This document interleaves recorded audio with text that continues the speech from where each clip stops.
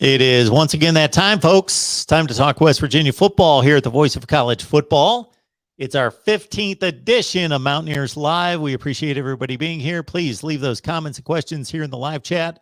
We will get to them as the Mountaineers are on the practice field for spring sessions, trying to improve on 6 and 7. We got Justin Walker on the line. Catch him on Coos's Corner, of course, right here on YouTube. And, of course, Travis Kenobi, last word on college football. Hey, guys, what's going on? What's up, Mark? What's up, Travis? How y'all doing? Doing great. Doing well. It's the first time we've all been together in several weeks. It is. Yeah, well, I think that's one of the reasons why we pulled together 4 or 5 of us, which is a good thing. So we hopefully can always be here for some West Virginia football talk every Friday night. Very good. Justin, we'll get you started. So how long's West Virginia been on the practice field? How many days? Today would be day 4 or 5. I think it's day 5, I believe. I think they started on Monday. I know it's tough to get information out. Monday or only Tuesday. See so much, but what have we learned so far? Well, I mean, there's a quarterback battle going on. We all knew that was coming between the 3 young guys, and then we've got a battle for the running back spot as well. That's kind of hot news right now. Who's going to replace Letty Brown, get his carries and his yards and productivity, and which I really like. We can talk about that later, but I really like where we're going with that. And then, replacing the guys that have left us in the portal. I mean, I think we've got a lot of young guys that are going to be contributing this year. And some of those guys are already on campus, already participating in spring ball. And so I just trying to get everybody to fit in, and Graham Harrell getting, accustomed to Morgantown and getting all of his guys up to speed on his system, installing the offense, all that good stuff. What you got, Travis? Yeah, I think they actually started on Tuesday, if I'm not mistaken, Justin. So we're day 4. And the only reason I recall that is when they did some of the live practice feed from Wednesday. It was day 2 of the offense install, and Will Crowder was running the offense that day, getting the first team snaps. The way that they're doing the rotation this year is a little different than usual, where they're trying to allocate the first team snaps evenly, but they're doing it in order by experience. So Garrett Green ran with the ones the first day, Will Crowder ran with the ones the second, and Nico Marchiol ran with the ones the third day, and they're going to rotate that way. So the media got to see Will Crowder run with the ones, but all 3 quarterbacks were throwing passes that day. And it looks like it's a spirited competition so far. I think that Garrett Green really surprised the media members who were there at practice that day and said that he looked to be the most consistent of the bunch. Will Crowder was the one getting coached most heavily because it was his day to run. But at this point, it's anybody's ball game, unless and until we get JT Daniels visiting, and that happens either this weekend or I think it's this weekend. It starts his visit. Gold and Blue Dude is in the house. What's going on, man? Well, am I freezing up on you? We don't believe so. You sound clear, sound good, look good. All right, on my better side than you ever have. On my side, I'm freezing up and everything, so bear with me. This might get interesting for me. Okay. Just so it's not interesting for us. We can see you. We can hear you. So just we'll tell you when to talk, and you can just go at it. I can hear you good. I just can't. Okay. I can't see. You had a chance to check out anything from spring practice, and does anything catch your eye? I personally didn't get to check it, but there were some people that sent me some links. And basically what I'm hearing is either our offense has massively improved or our defense has dropped. So they're seeing a significant increase as far as how well our offense is looking right now. So that's a good sign. We got a West Virginia channel, folks, that we're simulcasting on right now. We would love for you to subscribe, and you can see these three, myself, and upcoming a number of other contributors here at the Voice of College Football talking West Virginia on a regular basis. But we also need you to check out these guys individually because they do an outstanding job covering college football. So it's right below me, Golden Blue Dude. If you are not subscribed, you gotta be. Head on over there on YouTube, Golden Blue Dude. Right next to me, got of course Justin Walker, Kuz's Corner, getting things done there. Kuz's Corner right here on YouTube, and Caddy Corner to me, the writer in the bunch, the lawyer, the writer, the intellect, Travis Kenobi. Last word on college football.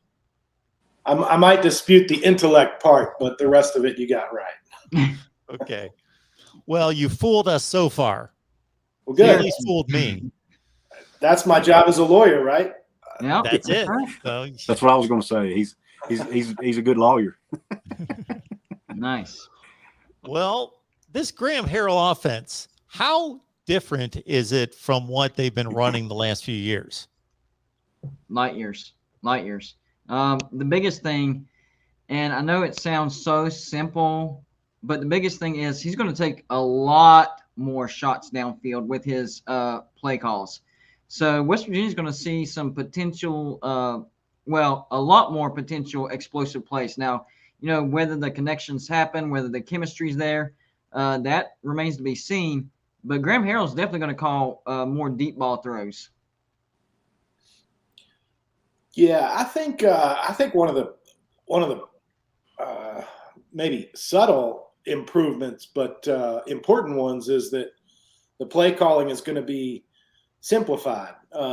And last year, the year before, we saw Neil Brown burn timeouts, at the last second of the play clock, or sometimes it ran out at very inopportune times with some bad, what ended up being bad halftime and bad end of the game clock management, because he only had so many timeouts left because he had to burn them getting the right play in. I think Graham Harrell is going to solve that problem in a hurry. And what we've seen, the snapshots from practice that the team has shared and that other members of the media have shared, a lot of quick outs, a lot of simple reads, a lot of bootlegs, a lot of things that are just simple stuff that by now. If you're a freshman in college, a sophomore in college, these plays by now, and that's what Graham Harrell wants to do. Keep it simple. Yeah, I agree. I think it's going to be different, but not different. I think to us it'll look different, but I think to the players and to the coaching staff, the terminology is going to be a lot, or not necessarily the terminology, but the base of the offense is going to be about the same because they both come from the air raid system. I heard Graham in his press conference, I guess it was yesterday or day before, talking about how, he had to meet with his staff and they had to go over terminology, make some terminology changes. And he said most of the stuff he changed how he called it because of what those guys were already familiar with. They were watching plays from last season. It's plays he already runs, but he just called it something different. So in a lot of cases, he changed the name that he was going to call it just so he wouldn't. It's easier for him to change than the entire staff to change, right? So he changed and kind of modified what he calls it. Now he said in some cases there were some things he wouldn't change. He made them change, but he tried to change as much as he could himself to simplify it. So, but I think to us it'll look a lot different because I think it's going to be more efficient. Like Travis said, it's going to be simplified. And I was thinking about this the other day. Garrett Green's biggest issue last year was he couldn't pick up the reads and, go through his progressions and things like he needed to be a quarterback. I think this air raid, the way Graham Harrell coaches this air raid, may actually benefit him the most because it'll simplify it for him and he won't have to think as much. That's a total opinion, but just a theory I kind of have. So I think he may benefit more from Graham Harrell coming in than anybody else. Somebody mentioned a bootleg, and I thought, my goodness, when does a bootleg that pass goes to the tight end? When the quarterback's just all alone, when they fool the defense and he's run the bootleg, and then the quarterback. the typically goes to the tight end. When does that not work? That just seems like it always works to me. Well, if you were us last year running the bootleg with Jarrett Dagey, it did not work. Okay. I need to go back and check out those games. I'll see the first bootlegs to the tight ends that don't work. All right, West Virginia style under Daggy. Okay. Yeah, all I'm right, hoping it's we being get mentioned those tight here. ends. That's the biggest thing.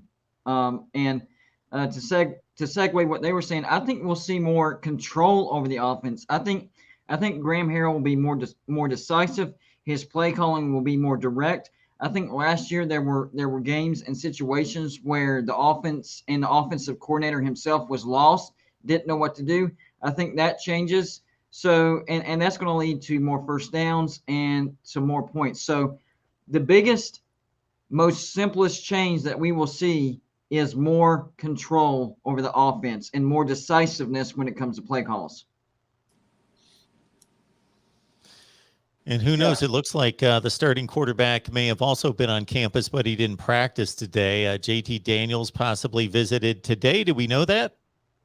This weekend. I'm not sure if he's there right now, but it was supposed to be from the 25th to the 27th. Yeah, I think he's arriving tomorrow, last I heard. But you know, they don't. The transfers in particular don't always show up the minute they say they're going to. They give a window and they show up in that time.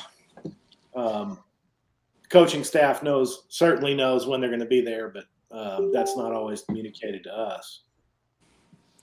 I've always said that there's a couple places that I would love to be as a sports fan that nobody gets access to. One is in the NFL draft room of an NFL team when they're drafting. I would love to be in the war room when they're arguing about who they should draft. Would love that.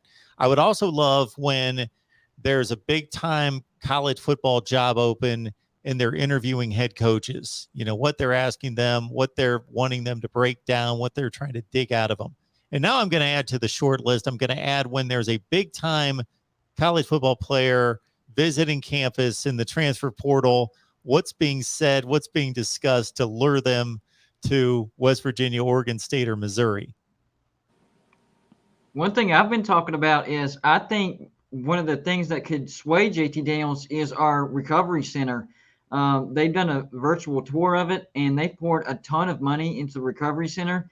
And, you know, JT Daniels, I mean, it is what it is. He's prone to injuries. So, you know, they show him that recovery center, and, you know, it's always great to have a rehab center. But if you can avoid that before you even get to that point, you have a great recovery center, avoid injuries. That could be something that's in favor of West Virginia as far as JT choosing West Virginia. Before we continue on with the Mountaineers and their efforts to improve on 2022, did you guys hear the news about Winston Wright? Yeah, I did. I didn't. Yes. I mean, I hope for a speedy recovery. I mean, you know, he's left and gone to Florida State, but you never like to see that happen to a young, a promising young player, or anyone really. But what happened? Car he got accident. into a car accident. Oh man, I didn't know that. Like a severe car accident. Like they don't know if he's going to play this season, and it's really football pushed aside to the back burner. Let's make sure he's going to be living the rest of his life. Okay. Yeah. And I don't know the specifics about what the injuries are, but that's how it's been pointed out to me. We've got a Florida State show that we do on Wednesday. We got a couple of Florida State guys that are there at practice every day and detailed the accident. But yeah, it was pretty severe. So we hope and pray for the best for Winston Wright. Yeah, definitely. Yeah, I didn't realize it was that bad. I knew he had one, and I knew there was some injuries, but I didn't realize it was that severe. Yeah. I do know that Florida State fans were excited about him. They did not, you know, some early pictures that came out from their opening spring practices. They didn't realize that Winston Wright was as cut up as he is. You know, it's a testament. Our strength and conditioning staff is one of the best in the country, and you know, various coaches across the country say it, not just us as fans or writers. And But nothing. It doesn't help when you get into a bad accident like that, and it just it's just another reminder. Life is precious and short, and don't take it for granted. Exactly. So Absolutely. if JT Daniels doesn't show up and we continue with a Green and a battle for the quarterback position, do we expect this to go deep into August camp? Yes.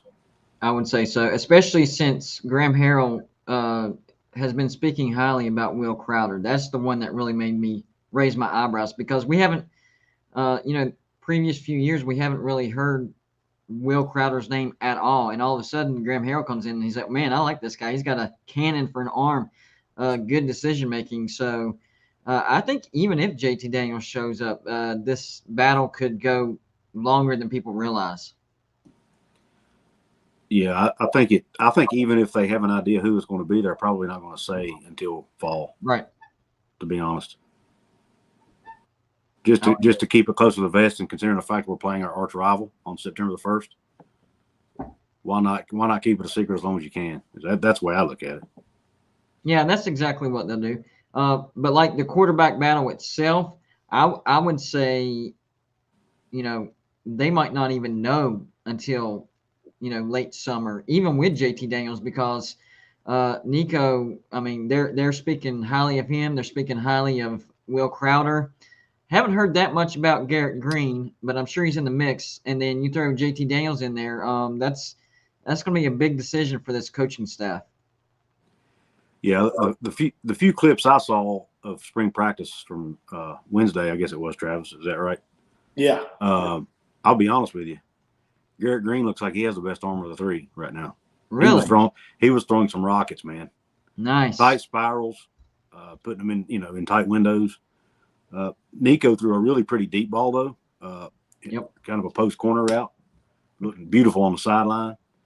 Yeah, that was the best. That one you're talking about was the best individual throw I thought of the highlight reel. But Green appeared to be the most consistent, and that's what the media observers were there said, was that Green was the most consistent of what they saw. But I don't know that if Daniels comes in, if they bring Daniels in and they convince him to come, yes, they're gonna give the other guys opportunities and windows, but you got to assume that JT Daniels is the starter. Otherwise, why waste the capital bringing him in? Why potentially burn bridges? And if you're JT Daniels, why go somewhere where I'm not going to be the starter? I'm sure that Oregon State and Missouri are coming as close as they can to promising that as a coaching staff can. So I would agree with that, and I think that's another thing that maybe we didn't realize bringing in Graham Harrell. Maybe he's actually giving these quarterbacks more confidence, because from what I've seen and from what I've heard, everybody's saying, man, these quarterbacks, Garrett Green, much more accurate than what he was last year. Oh, Will Crowder, high on Will Crowder. And, of course, Nico throwing that post corner. Like, maybe that's what they needed, was somebody who was a former quarterback, knows how to talk to these guys specifically as a quarterback, quarterback to quarterback. So now we're looking at a bunch of guys that have a ton of confidence, and it's anybody's game. And we were just doing a bunch of assuming, and now we really don't know. If JT Daniels doesn't show up in Morgantown and goes somewhere else, you guys have any interest in Emory Jones, the former Florida quarterback? No. Personally, I don't. But I don't know what the other guy's opinion is. I think that could potentially run off some talent, and I don't think he's a good enough quarterback to take that chance on.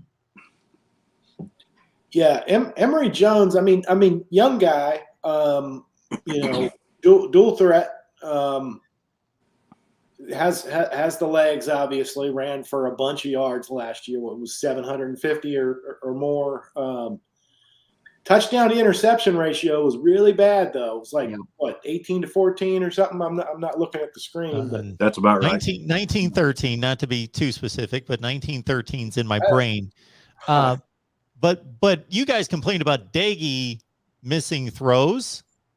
Well, you get another guy that can miss throws, but he can run around and make plays. I think he's a pretty significant upgrade to Daggy. Yeah. Yeah, Yeah, but I that don't would be right.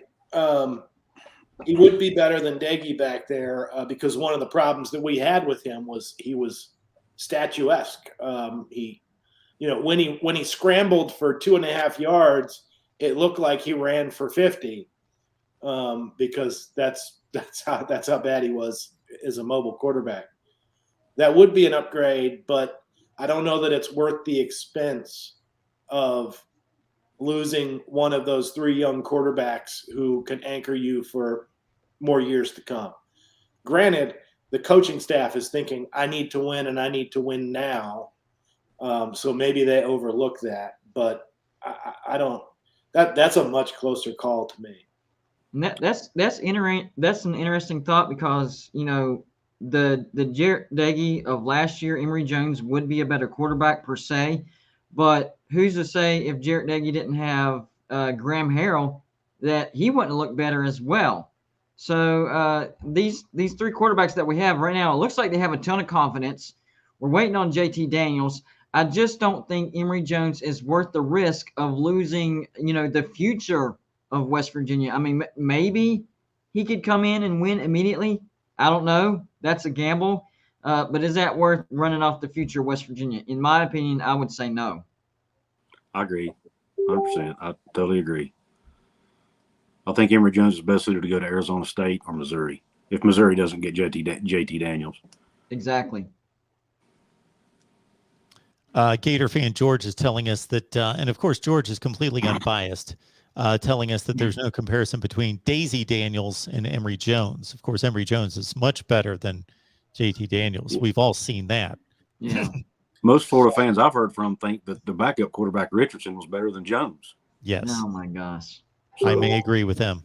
I may think that their third string quarterback, Jack Miller, who will probably push Anthony Richardson for the starting job now that Jones is out of the way, might be better than Emory Jones.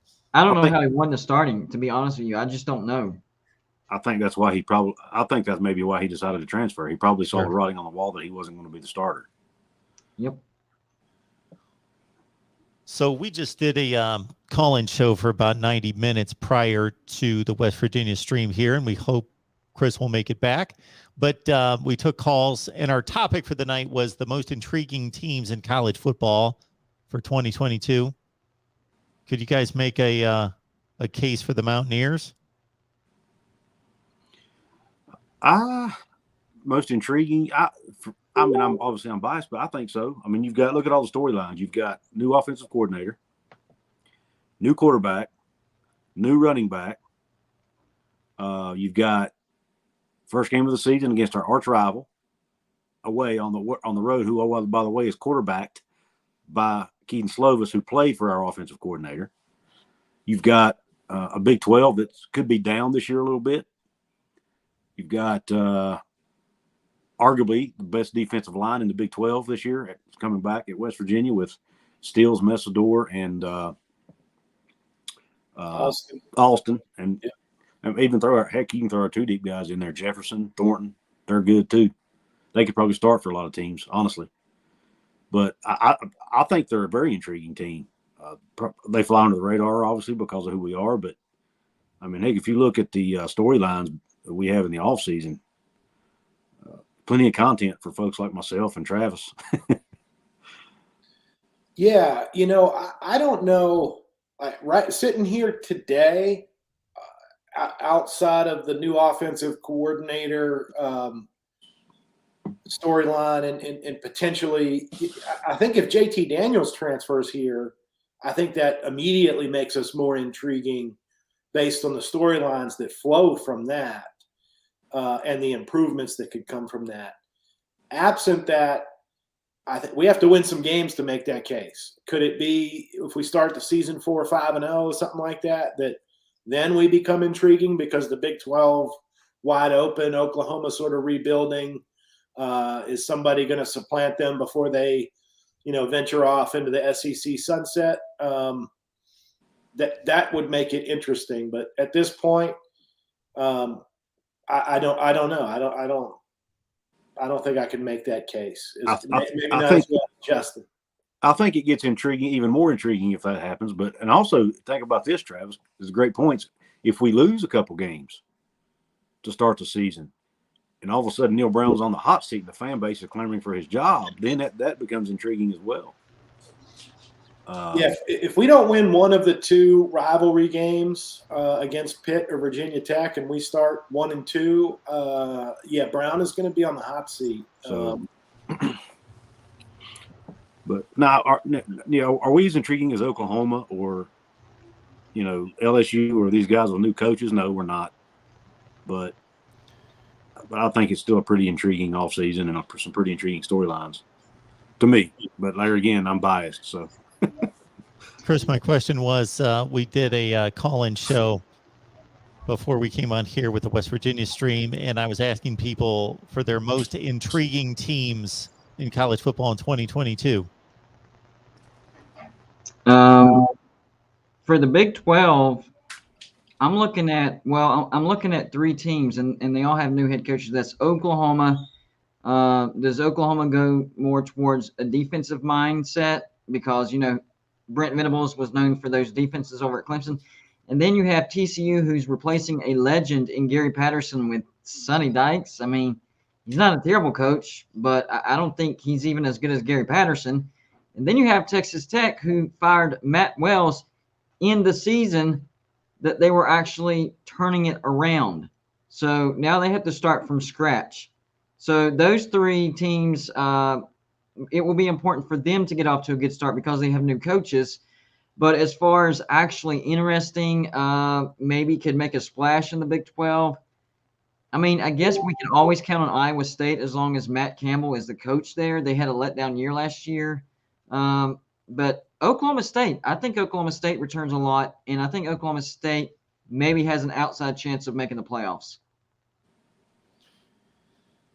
Yeah, the timing of the Matt Wells firing, and we had some Texas Tech folks on here that better explained it to me and gave it a little bit better context. But they were 5-2 the day before his firing. He lost his last game to go to 5-3, but it was a not exactly embarrassing 25-24 loss to Kansas State. If you're Texas Tech, losing by 1 point to Kansas State, not necessarily the most shocking result in the world to go to 5-3. And considering he was 4-6 and 4-8 the 2 years before that, to sit at 5-3 after 8 games was kind of curious to me. Absolutely. My favorite comment. 2 more games after that. Yeah, they went. Did they go 7-5 and then win the bowl game against Mississippi State? Yep. Or go 6-6 and win the bowl game against Mississippi State? I think it was 6-6. Whatever it was, they won the bowl game, so it had to be 6-6. My favorite comment of the night to date: Mark Rogers is greedy. Oh man, I am greedy. Man. Absolutely, that's me. That's why I went into this field. Pay to participate. This scores never succeed. Like he doesn't make enough. Hey, there's always that one person out there. Don't worry about it. Is there anybody that doesn't want to make more money? Is that exactly? That's called capitalism. This is how he makes a living. Yeah. I don't know who Mark Roger is anyway. Yeah, who is this Mark Roger? They added a D and they left off the S. This seems to happen a lot. Wait, is there Mark Rogered as well? Yeah, he's greedy. I agree with you. Absolutely, he's greedy. Hey, I got a little tidbit of trivia I saw on Facebook. I think it was on Facebook. 3 of the top 8 running backs to ever play at West Virginia from a star rating perspective, I think it was, are on the roster today, currently. Wow. We have 3 4-star recruits on the roster right now. Lynn J. Dixon, Justin Johnson, and Jalen Anderson. I knew Jalen Anderson and Lynn J. Dixon, but I was not thinking of the third one. Okay. By the way, those who have seen Jalen Anderson early say that he very much looks like the real deal and is ready to play, which I thought that Jalen would be a little bit behind, but he was a rough and tumble running back in high school. and it sounds like he's just put on a little bit of weight and strength and has made his body into a different beast and is ready to go, which the running back room is going to be interesting this year because Lynn J. Dixon, we all know, is a home run threat. And, when you were talking about potentially intriguing storylines, Mark, I kind of thought, Lynn J. sat behind Etienne and had some good, average 6 yards per carry, looked like a lightning type of running back, but he's never been had the chance to be the number one. What does he look like as the number one running back in the old gold and blue is a potentially intriguing storyline that could have implications beyond West Virginia. But he has people right on his heels. Tony Mathis is experienced, and Jalen Anderson very much looks like a Division I Power 5 running back worth his 4-star rating. So, yeah, that's good trivia, Justin. The offensive line actually has a similar story in that I think 4 of our top 10 all time are on the roster right now. That is crazy. Something that me and Travis were talking about in the last live show last week is how West Virginia fans are kind of freaking out because of Nick Troy Fortune entering the transfer portal. And me and him started talking about it, and we agreed, why are they freaking out over that? Number one, Nick Troy wasn't that great of a cover corner. In fact, whenever Woods came in, the defense was better in that particular situation. And this year we have Jacoby Spells, and the name that people are not talking about enough is Mumu Benwanhad. This guy is capable of being a island shutdown corner, not just a great cover, but an island shutdown. Now, I know he's not going to come out of the gates like that. That's his potential.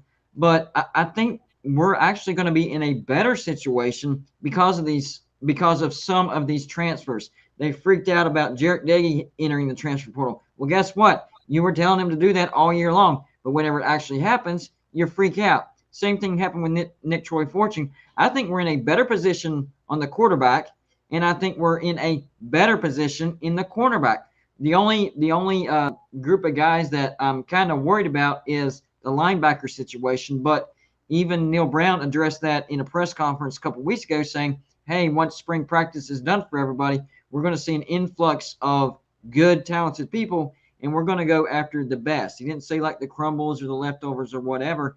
He said we're going to try to address that linebacker situation through the transfer portal. And that was another criticism that he went through this past year from people saying, we're not active enough in the transfer portal trying to get people. So it seems like he's trying to address all the questions and all the concerns that have been laid out in front of him. Just he doesn't do it all at once. He does it one, then the next, because that's how Neil Brown works.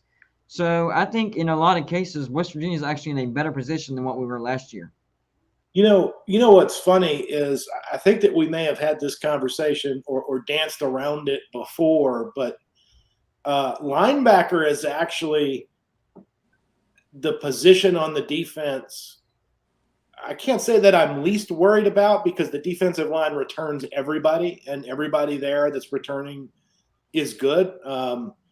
2 of them, all conference types, and 1 of them, I think, all conference honorable mention. So we've got talent at the defensive line and some veterans there, some real veterans. But linebacker, I think, might have the most talent on the roster at the top 3. And we only run, 2 linebackers with a hybrid. And Lance Dixon came on towards the end of the year. And I just want to point this out because I think some people in Mountaineer Nation have overlooked this. Lance Dixon did not fit immediately with the defense at Penn State and didn't carry many snaps over, but he transferred after only a season at Penn State. He came in with 4 years of eligibility left. And this guy, just go to his 247 transfer portal or 247 recruiting profile. 247 Sports, their internal ratings had him rated as the best outside linebacker in the nation, number 1, and had him at the 13th overall prospect in the country graded him at a 98. Lance Dixon is good, and he showed flashes, long time, like not just one snap, but like 10, 12 snaps in a row flashes of how good he can be. And I think by the middle of the season, fans are going to say, Josh Chandler, who? Mm-hmm. And another reason for that is Lee Kapogba is going to be very good. In fact, there were words like rumors coming out of the locker room. This is weeks before Josh Chandler decided to enter the portal, that started saying Josh Chandler might be entering the portal because Lee is a leader in the weight room, and he's got the people on the defense fired up. He's ready to go, and Chandler is not liking the position that Lee is taking on the defense. And then Jared Bartlett is going to play that hybrid sort of, every once in a while down lineman, every once in a while middle linebacker role that we have. So I think I actually like where we're at linebacker. The depth is the problem. Yeah, I think that's what Neil was talking about too, is the depth. And that comes into play when you get to the fourth quarter and it's a tight ball game. So as far as the talent we have there, I would agree with you. I think we're fine. It's just we need a few more pieces so that those guys don't have to play more snaps than what they need to, and we don't lose a close ball game that we should have won. Safety is where we're going to be the youngest at. I don't know if that's where the least amount of talent is. There's some depth there, but we'll definitely be young at the safety position. That's where I really have my eyes on as far as seeing, what comes out of that situation. What do you think about that situation, Travis, the safety? Well, Justin hasn't chimed in for a while, so I'm dying, guys. I'm dying. Okay, I got to. Sorry, I'm Justin. excited about it. It's okay, guys. I'm teasing. But I do have something I want to say. When I listen to Coach Brown's press conference, I try to read between the lines, okay? Because he's not going to come out and directly tell us things, because he can't, number one, in some cases, and sometimes he just doesn't want to. Him and Coach Leslie have both talked about, every press conference, and they mention it multiple times, how fast they are and how long they are. The guys we lost were not fast, and they were not long. I'm starting to think, and I was on the bandwagon of upset because these guys were leaving. I fell into that camp. But the more I listen to Coach Brown and hear the direction this defense was going, I'm starting to think some of these guys, they actually wanted to leave. I'll be honest with you. I think they're upgrading. Coach Brown made a comment the other day that some of the games we lost, some of the big plays that they gave up last year were because they weren't fast enough to recover. They didn't have enough team speed. He said, we have that now. Well, and he didn't come out, and of course he made a point to say, I'm not trying to, talk bad about anybody that was here before, but so basically what he's saying is we're more talented than we were a year ago. I would agree with that. We might not have the experience, but we're faster, we're longer, and we're probably better. Remember when Tyke Smith was here as a freshman? He was the best defensive back on the team as a freshman. Yeah. And he was a freshman. So if these freshmen are as good as Coach Brown and Coach Leslie say they are, we might still be a better defense than we were last year, even with freshmen in the defensive backfield. And then, like Travis was talking about at linebacker, Lee Kuba. Jordan Leslie made a comment. He said Lee Kuba, or Kogba, I don't know how to pronounce his name, but they said he only plays one position. That's Mike linebacker. And they brought him here to play that position. Guess who was in that position last year? Josh Chandler Samedo. Yep. He was going to have to change positions. So they probably either asked him to leave or he decided that's not the position. I can't play the other position or don't want to play the other position. And by the way, he's looking at HBCUs. I saw that on his Twitter the other day. Yep. You know who is what the role of the Mike linebacker on the defense is, right? It's basically the quarterback of the defense. Right. And if you have Lee coming into the locker room being vocal and being a leader and being loud and firing people up, just lifting weights, what's he going to do on the field? That's another reason why. I mean, again, you see smoke, you hear rumors, you wonder how much of it is true. And then a few weeks from now, something happens that substantiates the rumors you heard in the first place. And then the coaches start talking about it. And I know that their job is to, especially in the spring, their job is to get us fired up and get us entertained and get us ready to watch the season and buy season tickets or, multiple game ticket packages. That's the sales side of the coach's job. But none of those guys are really big BSers. And I think some people wish that Coach Brown would BS a little more than he does, because he always just says, whenever we lose, I take the blame for it. It's my fault. And fans are like, well, that's all you got? Well, yeah, that's all he's got, because he's sitting here. Remember when Coach Holgerson would lose a game and he'd throw his offensive coordinator under the bus, or he'd throw 2 or 3 players by name under the bus, not taking any blame for anything. Coach Brown does not BS in that way. He's just, it was our fault. We didn't have him ready. And I do think that they have been sniping in recruiting. It's not just, that's one of the things a lot of us have been saying, is it's not just that like the individual pieces of talent that are coming in collectively are better than a collective roster that we've ever seen before in Morgantown. It's also the way they snipe it, who they get and what positions they get them for, and how well they address the needs of the team. And if you remember what West Virginia did during the Pat White and Steve Slayton eras, the White Slayton era, it was team speed that won it, because we couldn't.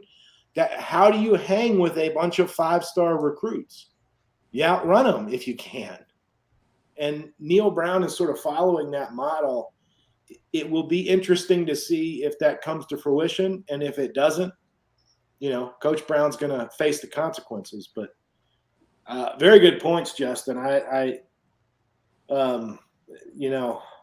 Reading between the lines of what they say is important, and I think you hit the nail on the head there.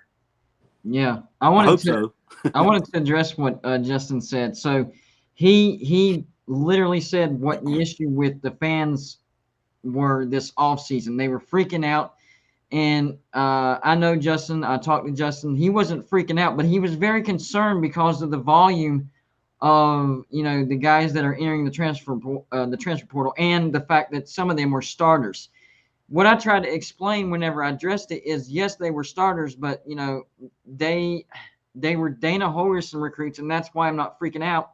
And then that ties into what Travis was saying. We don't hoard talent, but Neil Brown is deliberate when he recruits, and he gets the guy that he wants. And that's why I didn't freak out, because I was making – now, if I started seeing Neil Brown recruits hitting the transfer portal, yeah, I would probably start getting worried then. But this is still kind of – I'm not going to call it, trash or anything like that, because they're good players. I don't want to talk down on them. But it's getting away – it's pushing away what was there and bringing in what needs to be there. The Dana Holgerson recruits were just not fitting into what Neil Brown wanted to do. And, that's what Oklahoma and USC are doing in year one. So that would be the only issue that I would have with Neil Brown, is the timing that it took to finally, switch the page from Dana Holgerson recruits over to his recruits. And I know it takes 4 years to get a full recruiting cycle in, but USC, Lincoln Riley comes in, he's like, you don't fit the system, hit the transfer portal. You don't fit, 20 players, transfer portal, boom, immediately. And I know West Virginia isn't as talented as USC, so that would have been more difficult. So it would be the timing part that I would really complain about the most. But having said that, we're going into year 4, and it's finally happened. He's getting his guys. He's deliberate in his recruiting, and we're going to be fast this year. much faster than what we were last year. So I think the explosiveness on the offense and the defense is gonna be bumped up a notch, maybe 2 notches. Yeah, Jordan Leslie made a comment too that I felt was a little something I don't think he would have said before. He said, somebody makes a mistake on defense on almost every play. He said, you don't want to admit that, but it's true. He said, and how do you overcome that? With speed. So that's what, and I was listening. This is I know it's a football channel, so bear with me. I'm getting it ties in, but I was listening to one of West Virginia's assistant coaches doing an interview, basketball coaches yesterday, actually, Eric Martin. And they asked him about transfer because, we've had a couple basketball players at the portal too. And Coach Martin made a comment, and he didn't mention these 2 guys specifically, but he was just talking about the portal in general. He said, a lot of times what fans don't realize is these portal guys, sometimes it's a mutual decision. It's not always the player wants to leave. Sometimes the coach asks a player to leave because he's either not buying in, it's not working out, and it would actually benefit the player more to move on and go somewhere else, and for the program to bring. So, and I'm thinking, you know what? We're all going crazy and nuts over here about these guys leaving our programs. Maybe the coaches asked them to leave. So I've kind of calmed down on that a little bit a few days. That's why I think the pickup of Mumu is bigger than what people realize, because if you look at his scouting report, one of his biggest attributes is recovery speed. So even when he does get beat, he recovers with his speed so fast that it's almost like it didn't even happen. So I didn't notice it in the beginning, but I'm definitely starting to notice it now. Neil Brown is recruiting speed. That is a fact. And have you seen a picture? I saw a picture of Andrew Wilson Lamp, or one of our, I think he's a safety. Travis he's a safety. He's a defensive back. Cornerback. Corner. But he's like 6'2".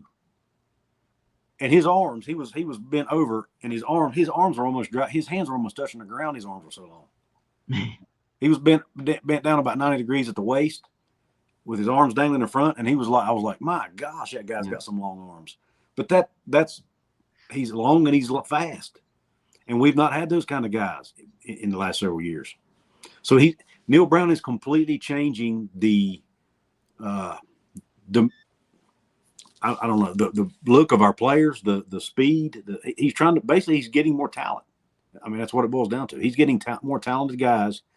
Maybe Holgerson was looking for the strong, tough guys. I don't know. I don't know what he was looking for, but Coach Brown wants speed and he wants length, especially on the defensive side of the ball. And that's what they're doing.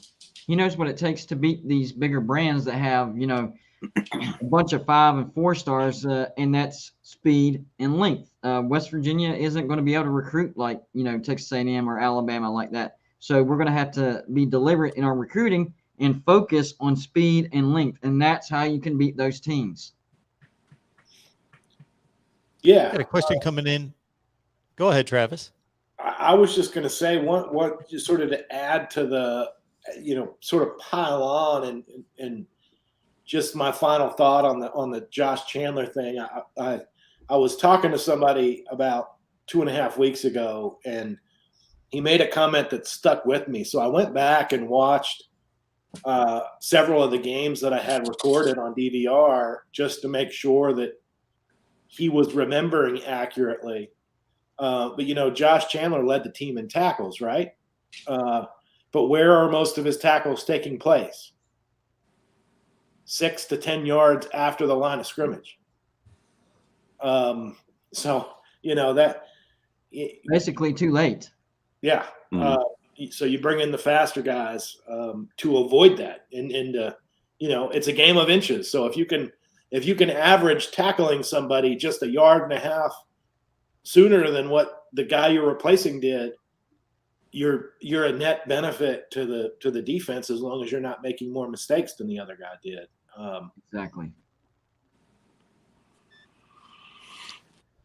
Got a question coming in from Brian Myers, more of a Big 12 question, of course, because it deals with Oklahoma State. Jim Knowles, defensive coordinator there, replaced by Derek Mason from Auburn. Knowles has moved on to Ohio State, asking about Knowles' success at Oklahoma State. Of course, the Cowboys and Baylor ruled the league from a defensive standpoint and, not surprisingly, met in the Big 12 championship game. Asking if Knowles was that good at Oklahoma State or if Big 12 offenses are down based on the comparison of where we were a few years ago. It's a little bit of both, but I think the defenses are getting much better in the Big 12, and I don't think that's that much of a drop at all, if any. Derek Mason's a great defensive coordinator. I liked what he was doing at Auburn. I think that's a good pickup for Oklahoma State, and I think they're going to be dangerous again, and that's why I think they have a very outside shot of making the playoffs, because the biggest thing was losing Knowles. Who'd they go get? Derek Mason. Not really worried about him. Yeah, I agree. I think a little bit of both, but I had the privilege of watching. Or not, shouldn't say privilege because it was terrible, but I was at the game last year when Oklahoma State beat us 24-3. Best defense I've ever seen in person.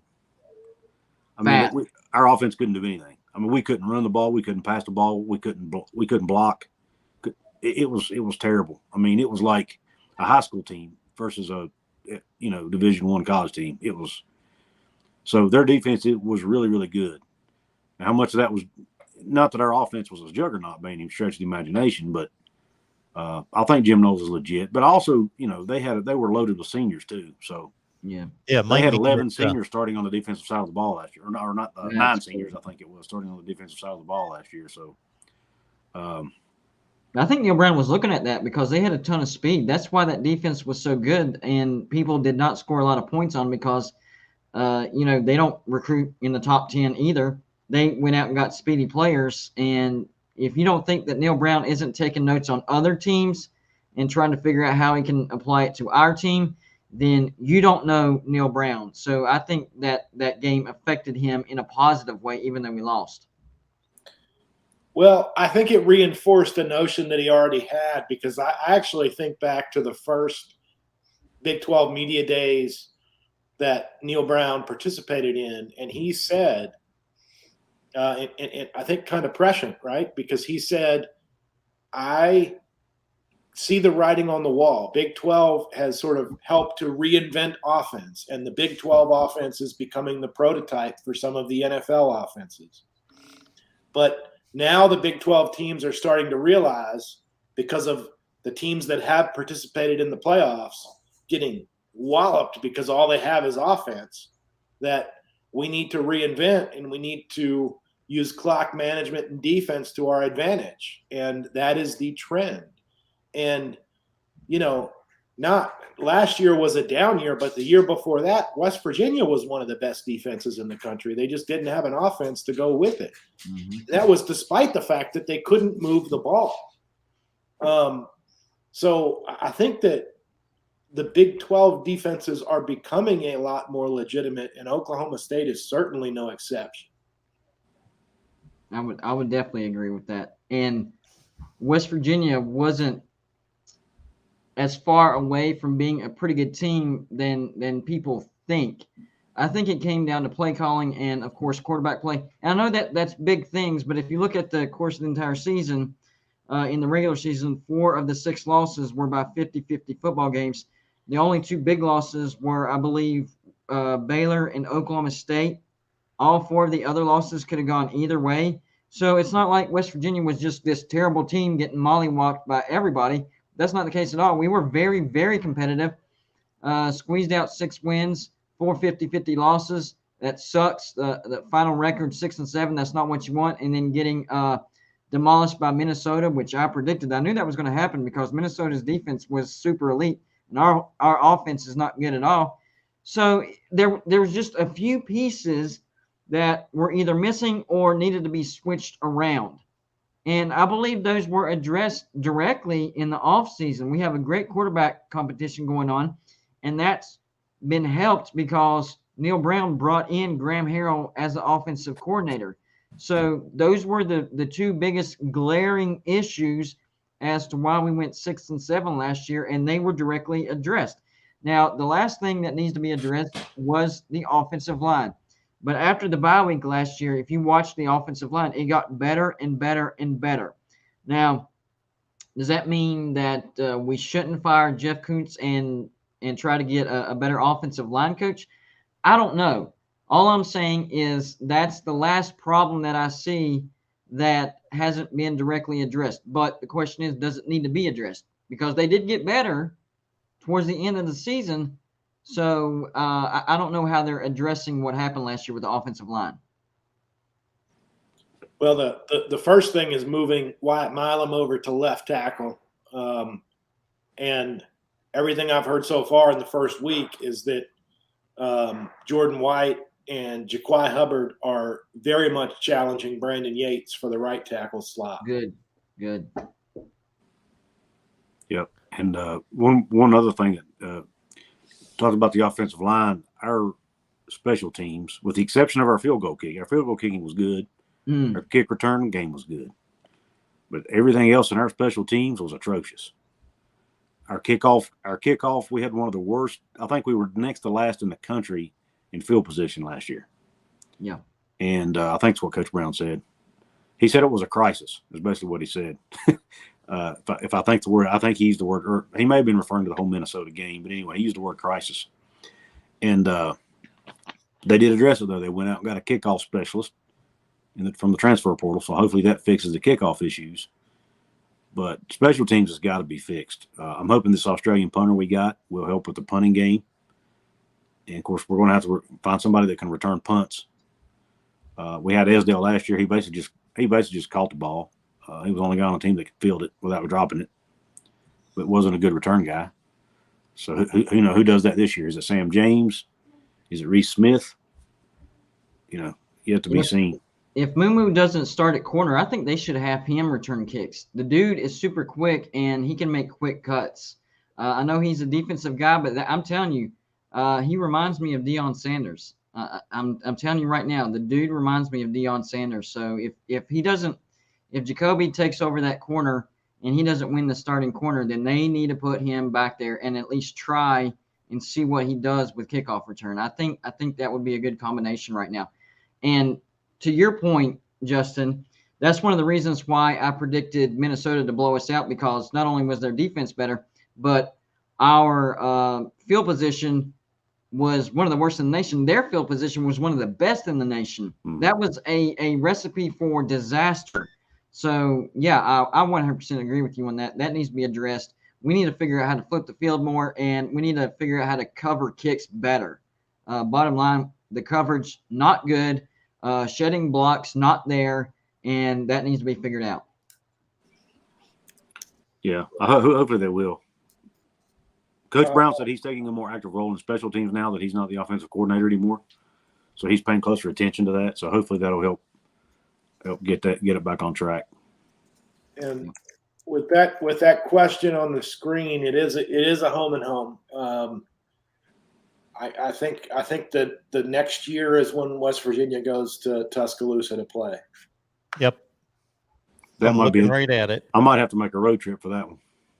Oh yeah, that's not that far from me. You can come down and stay. Well, you can come down and stay with me too. I mean, we're 3.5, 4 hours. Yeah, that's going to be exciting. Kudos to Alabama for playing somebody out of conference on the road. Absolutely. Yeah, they just started that this year. Yeah. They haven't done that since, I think, 2011 was the date against Penn State. Yeah, it's been a long, long time. Nice. They're It's usually at a neutral site. 2023, yeah, it's been a neutral site every year. 2023, this is pretty good double up for West Virginia. This seems like 1985 or something at Penn State in Pitt. Yeah, are we in a time machine, or what's going on here? I like that. Right. We want to bring those regional rivalries back. That was a big focus of Shane Lyons coming in. That's one of the things he sold the administration on. Yeah, I mean, I looked at the strength of schedule as far as wins and losses go, as far as the teams that they played.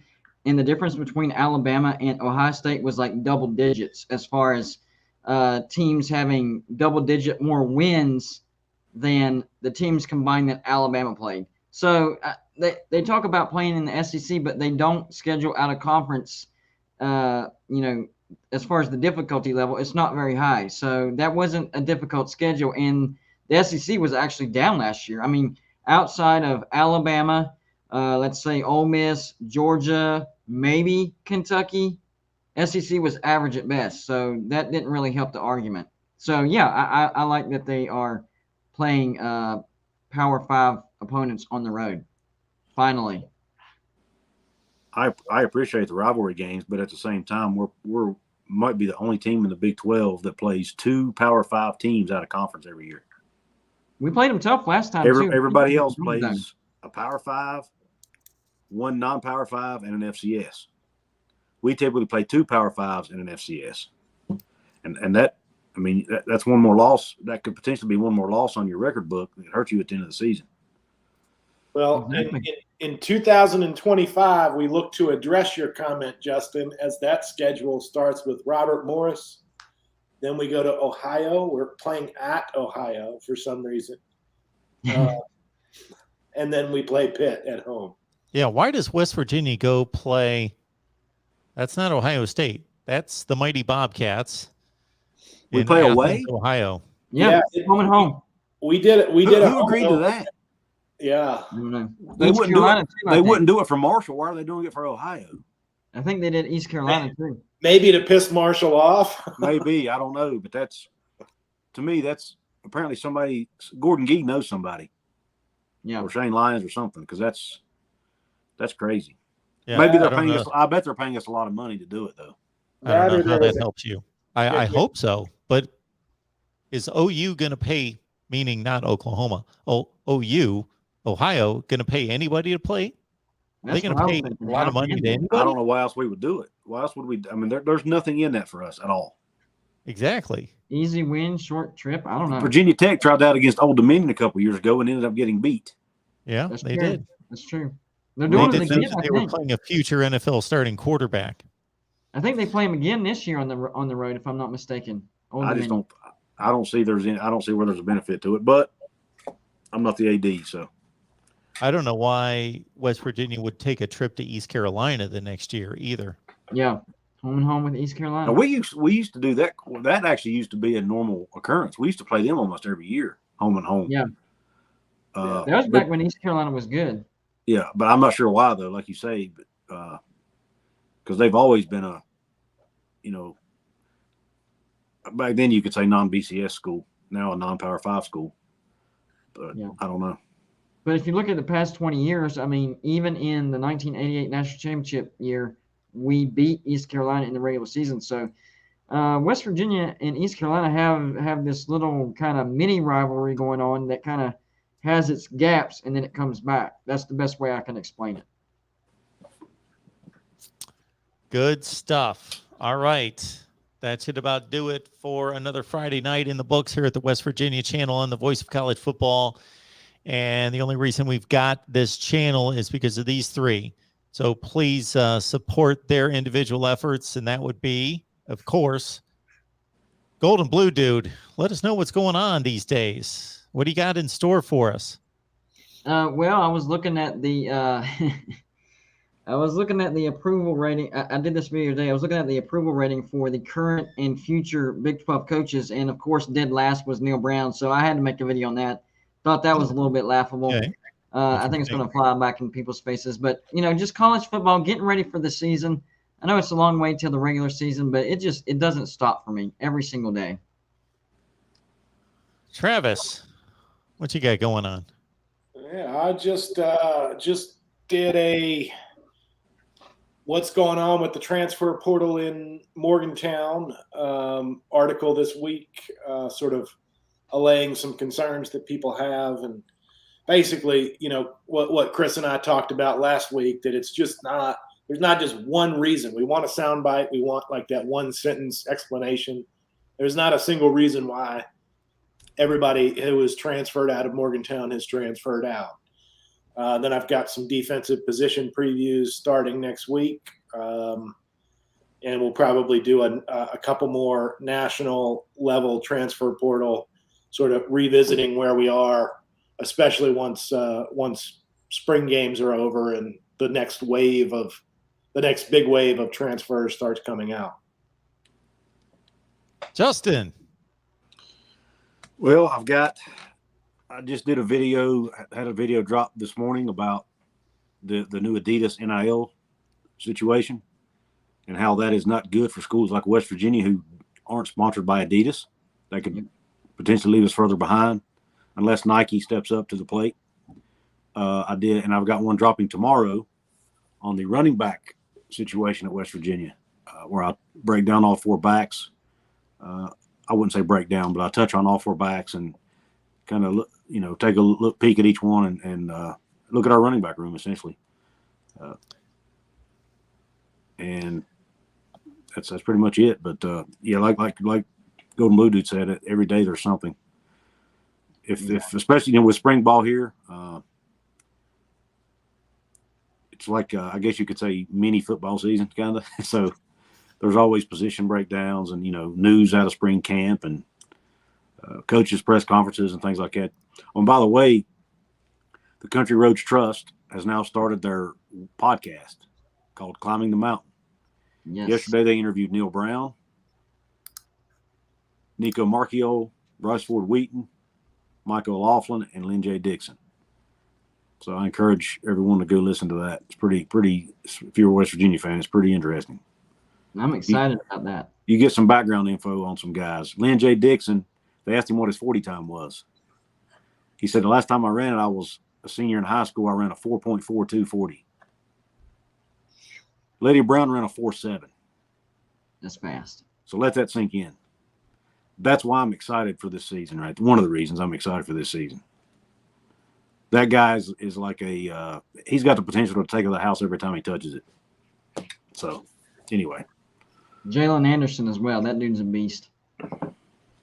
Hey, when y'all get a chance, go check out the mashup video that I did called "We Are Golden Blue Dude." Justin's in it.